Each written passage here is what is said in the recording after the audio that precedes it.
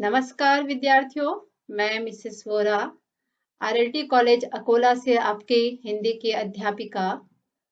कक्षा 12वीं के इस आभासी कक्षा में आप सभी का स्वागत है। इसके पहले के वीडियो में हमने आदर्श बदला नामक कहानी पढ़ी। आज हम गुरुबानी नामक कविता पढ़ने जा रहे हैं, जो गुरु नानक के द्वारा लिखी हुई है। विद्यार्थियों, गुरु नानक जी से आप सभी परिचित हैं। मुझे उनके बारे में बताने की आवश्यकता नहीं है, तो मैं कवि का परिचय पढ़ती हूँ। आपके पास किताब होना आवश्यक है। आप किताब में देखते जाइए और उसका अर्थ समझते जाइए। तो आइए हम लोग देखते हैं गुरु नानक जी का जीवन परिचय। गुरु नानक जी का जन्म 15 अप्रैल 1469 को रावी नदी के किनारे तलवंडी नामक ग्राम में हुआ था। तो विद्यार्थियों, इनका जन्म कहाँ हुआ? रावी नदी के किनारे तलवंडी नामक ग्राम में हुआ था। रावी नदी जो है अभी पाकिस्तान में जा चुका है, ये जगह। तो हम समझ सकते हैं कि इनका जन्म कहाँ हुआ? पाकिस्तान के तलवंडी नामक ग्राम में हुआ है। बचपन से ही आपका झुकाव आध्यात्मिक चिंतन और सत्संग की ओर रहा है। इसका अर्थ है कि कवि गुरु नानक या संत गुरु नानक बचपन से ही आध्यात्मिक की ओर झुके हुए थे, या अध्यात्म की तरफ ज्यादा उनका झुकाव रहा है और सत्संग की तरफ ज्यादा आकर्षण रहा है। आपके व्यक्तित्व में दार्शनिक, योगी, गृहस्थ, धर्म सुधारक, समाज सुधारक और कवि के गुण पाए जाते हैं। आपके व्यक्तित्व में हमें कभी दार्शनिक रूप दिखाई देता है, तो कभी योगी का रूप दिखाई देता है, कभी एक गृहस्थ के रूप में हम उन्हें देखते हैं, तो कभी धर्म सुधारक, कभी समाज सुधारक, तो कभी कवि के गुण हमें देखने को मिलते हैं। अर्थात उनका व्यक्तित्व बहु बहु चारों तरफ से, जिसे बहुमुखी कहा जाता है, बहुमुखी उनका व्यक्तित्व हम देख सकते हैं। आप सर्वेश्वरवादी हैं। आप ईश्वर को सभी जगह पर देखते हैं, या ऐसे ईश्वर की कल्पना करते हैं। उनका मानना ये है कि ईश्वर सभी जगह पर निवास करते हैं और सभी धर्मों, सभी वर्गों को समान दृष्टि से देखते हैं। अर्थात सभी धर्मों को समानता की दृष्टि से, सभी वर्गों को समानता की दृष्टि से गुरु नानक ने देखा है। किसी धर्म को लेकर या किसी वर्ग को लेकर ऊंच नीच की भावना उनके मन में नहीं पाई गई है। आपने विश्व बंधुत्व के विचार की पुष्टि की है, अर्थात पूरा संसार हमारा परिवार है। इस विचार को मानने वाले या संसार के सभी लोग भाई बंधु है, इन विचारों की, इन भावना की पुष्टि उन्होंने अपनी कविताओं में या अपने विचारों में की है। आपके भावुक और कोमल हृदय ने प्रकृति से एकात्म होकर जो अभिव्यक्ति की है, वह अनूठी है। आपका हृदय कोमल है, भावुक है, और प्रकृति से एकात्म होकर आपने जो भी विचार व्यक्त किए हैं या कविताओं के माध्यम से अपनी जो बात कही है, वह अपने आप में अनूठी है। आपकी काव्य भाषा में फारसी, मुल्तानी, पंजाबी, सिंधी, खड़ी बोली और अरबी भाषा के शब्द समाये हुए हैं। विद्यार्थियों, हमने देखा कि कबीर की भाषा में भी अनेक तरह के शब्दों का समावेश हुआ है। कभी फारसी, कभी पंजाबी, कभी सिंधी, कभी खड़ी बोली या अरबी भाषा की खिचड़ी का रूप कहा जाता है, या उनकी भाषा को सदुकड़ी कहा जाता है। तो इसी प्रकार से संत गुरु नानक की कविताओं में या संत गुरु नानक की भाषा में भी अनेक भाषाओं के शब्द हमें दिखाई देते हैं। सहज सरल भाषा के द्वारा अपनी बात कहने में आप सिद्धहस्त है। आपकी भाषा कैसी है? सरल है, सहज है, जो आम जनता को आसानी से समझ में आती है। इस प्रकार से उनकी भाषा का यह विशेषताएं हमें देखने को मिलती है कि उनकी भाषाओं में फारसी का शब्द है, पंजाबी, सिंधी, खड़ी बोली और अरबी भाषा के शब्द हमें देखने को मिलते हैं। उनकी भाषा सरल है, सहज है, आसानी से समझ में आने वाली है। और आपका निधन 1539 में हुआ है। तो इस प्रकार हमने कवि का परिचय या संत गुरु नानक का परिचय हमने देखा कि उनका जन्म 15 अप्रैल 1469 को रावी नदी के किनारे तलवंडी नामक ग्राम में हुआ। आपका झुकाव बचपन से ही आध्यात्म की ओर ज्यादा रहा। आपके व्यक्तित्व में दार्शनिक, योगी, गृहस्थ, धर्म सुधारक, समाज सुधारक के रूप पाए जाते हैं। उनकी भाषाओं में अनेक तरह के भाषा के शब्द मिले जुले हुए हैं। तो इस प्रकार उनका कवि परिचय हमने देखा। आइए अब हम उनकी प्रमुख कृतियां देखते हैं। तो उनकी प्रमुख कृतियां बहुत ही प्रसिद्ध है। गुरु ग्रंथ साहिब का नाम आपने सुना ही होगा। गुरु ग्रंथ साहिब एक पवित्र धार्मिक ग्रंथ माना जाता है, जिनके पदों को आज भी गाया जाता है, शब्द के रूप में पढ़ा जाता है। तो आइए अब हम इस विधा का परिचय देखते हैं।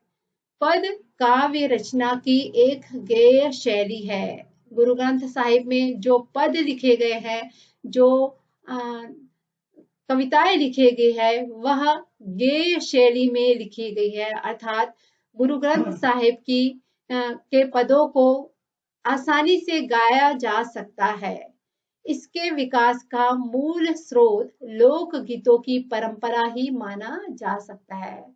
तो विद्यार्थियों, यदि हम प्राचीन काल की ओर मुड़ते हैं या अपने पुराने कुछ लोक गीतों या जनजातियों की ओर जाए, तो हम देखेंगे कि वहां पर कुछ लोक गीत काफी पुराने समय से चले आ रहे हैं। उसको गाया जाता है, जिसमें नीति होती है, उपदेश दिया जाता है।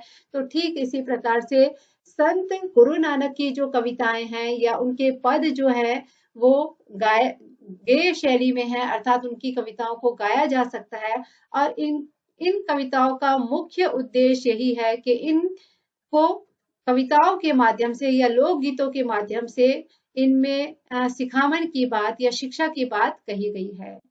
हिंदी पद शैली में विभिन्न छंदों का प्रयोग अनेक निश्चित रूपों में हुआ है। हिंदी पद शैली में अलग अलग तरह के छंदों का प्रयोग किया गया है। हिंदी साहित्य में पद शैली की दो निश्चित परंपराएं मिलती है। एक संतों की सबद और दूसरी जो है कृष्ण भक्तों की परंपरा है।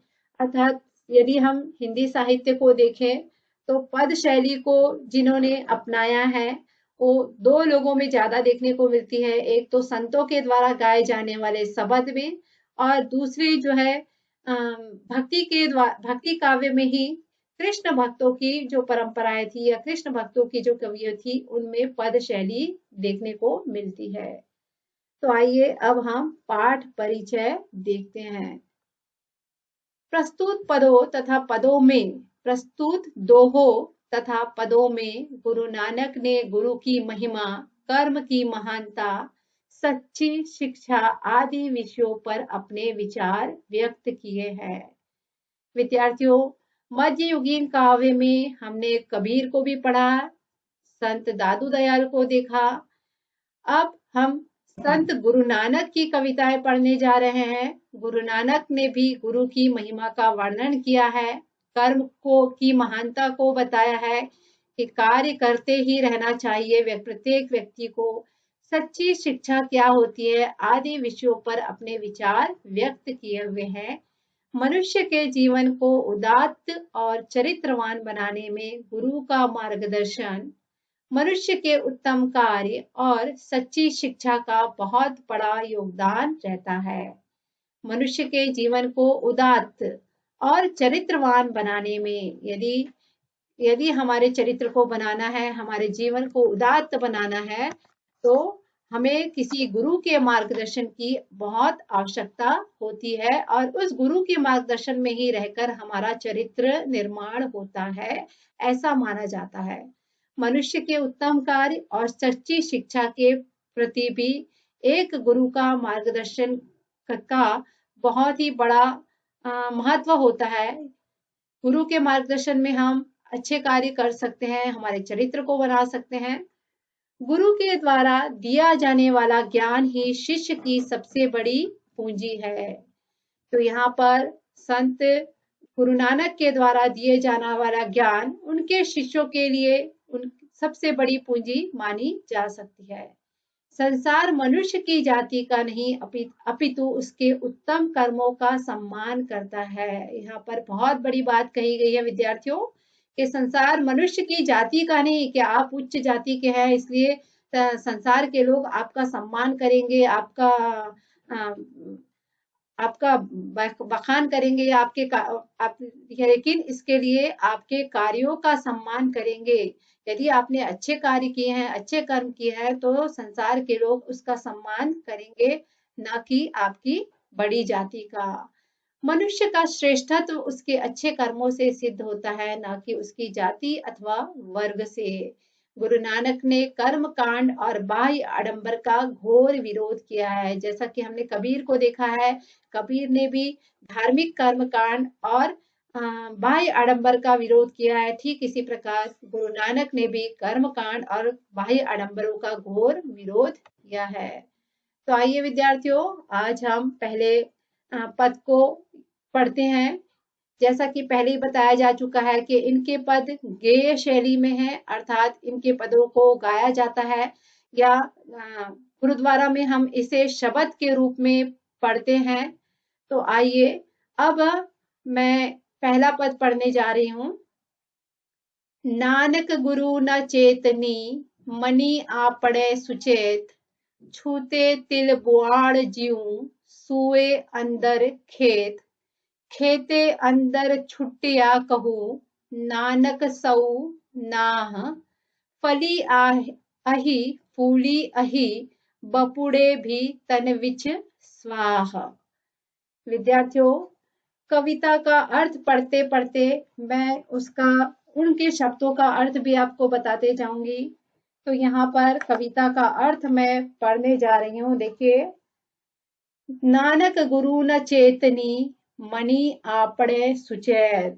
गुरु नानक जी जो है वो आपको चेतावनी दे रहे हैं या आपको सुचेत कर रहे हैं।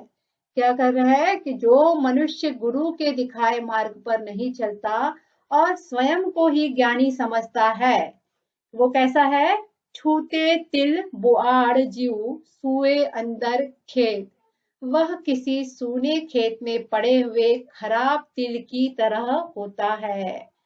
आप देखते होंगे कि खेत के अंदर कहीं कहीं कचरा पड़ा होता है, तिल की लकड़ियां पड़ी हुई रहती है और उन खराब लकड़ियों के ढेर को कोई ले जाता नहीं है, उसका कोई मालिक नहीं होता है। वे फलते खेत के अंदर ही ये पड़े रहते हैं। वे फलते फूलते दिखाई देते हैं, लेकिन इनमें सिर्फ गंदगी होती है, वे किसी काम के नहीं होते हैं। फली अहे फूली आहे, ये फलते फूलते हैं, यानी खेत के अंदर कुछ झाड़ ऐसे भी लगे होते हैं जो बिना किसी काम के होते हैं। किसान उन्हें आखिरी में उखाड़कर फेंक देता है, इसका कोई काम नहीं होता है। तो ठीक इसी प्रकार के जो मनुष्य गुरु के दिखाए हुए मार्ग पर नहीं चलता और स्वयं को ज्ञानी समझता है, अंत में उसका स्थान उस कचरे के समान ही होता है जो खेत में बिना उगाए ही उग जाता है। इसका कोई मालिक नहीं होता है। वे फलते फूलते तो दिखाई देते हैं, लेकिन उनमें सिर्फ गंदगी ही होती है, वे किसी काम के नहीं होते हैं।